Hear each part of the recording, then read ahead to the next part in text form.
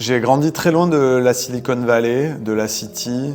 À partir de 15 ans, j'avais qu'une seule obsession en tête, gagner ma vie, être libre financièrement.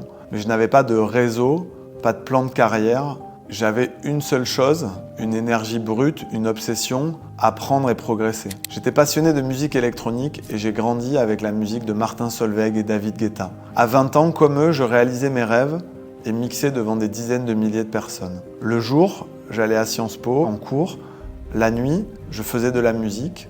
Je n'avais pas l'impression de travailler, mais ce rythme infernal m'épuisait. En 2010, lors d'un de mes voyages, j'ai découvert la Silicon Valley, San Francisco, ce que c'était de créer des empires, d'innover, de lever des fonds. J'avais trouvé une nouvelle voie, je voulais devenir venture capitaliste. Pour ça, j'ai tout investi, pendant près de 10 ans, j'ai tout risqué. C'était insensé, je ne me suis pas versé de salaire, mais c'était probablement l'une des meilleures décisions de ma vie. Je me considère comme un ovni car rien ne me prédestinait à ce parcours dans l'industrie. Seules mes rencontres et ma passion m'ont guidé sur ce chemin. La preuve, le premier entrepreneur que j'ai financé s'appelle Tay Chris. C'est quelqu'un qui n'a pas peur de se jeter dans le vide. Il l'a fait en roller depuis le premier étage de la Tour Eiffel.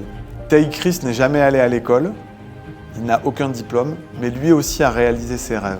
Avec mes associés, nous avons levé 60 millions d'euros pour financer des ovnis, des entrepreneurs qui ont cette même énergie, cette envie de conquérir le monde.